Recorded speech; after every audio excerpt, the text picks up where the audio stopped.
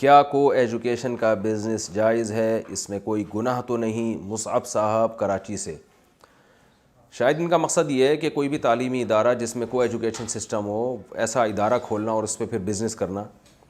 تو دیکھیں، بزنس ایسا کرنا تو جائز نہیں ہے، کیونکہ وجہ اس کی یہ ہے کہ مرد اور جوان لڑکے اور جوان لڑکیوں کو اکٹھا بٹھانا بغیر پردے کے اور بغیر، یعنی وہ لڑکیاں بھی ظاہر ہے پردے میں تو نہیں عام طور پر ہوتی، یہ ماحول ان کو دینا یہ بالکل حرام ہے، ناجائز ہے، اس کا آپ گناہ ہوگا جو بھی یہ کام کرے گا۔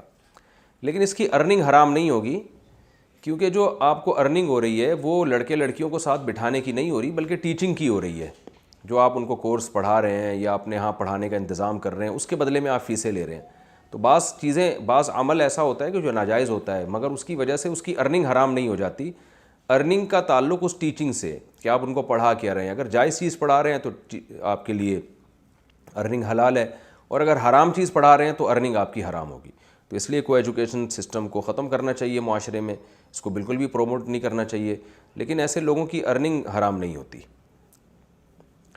جمعہ میں محدود جماعت ہو تو باقی لوگ کیا کریں؟ ان کے لیے کیا حکم ہے؟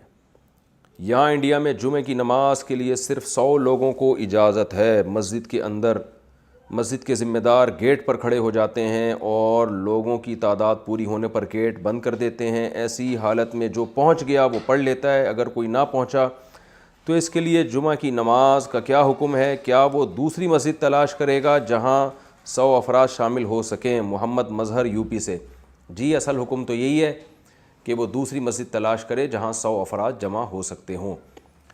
ہماری رائے میں گھر میں جمعہ ان حالات میں ٹھیک نہیں ہے۔ حضرت مفتی تقی عثمانی صاحب کا بھی یہی فتویٰ ہے، لیکن آپ اگر ہندوستان کے علماء آپ کو فتویٰ دیتے ہیں کہ آپ گھر میں جمعہ پڑھ سکتے ہیں تو پھر آپ ان کی رائے پر بھی عمل کر سکتے ہیں۔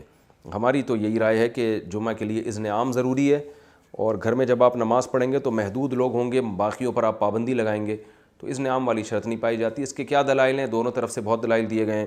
بہرحال ہر طرف علماء ہیں، آپ اگر وہاں علماء کو فالو کریں ان کے فتوے کو تو بھی ٹھیک ہے۔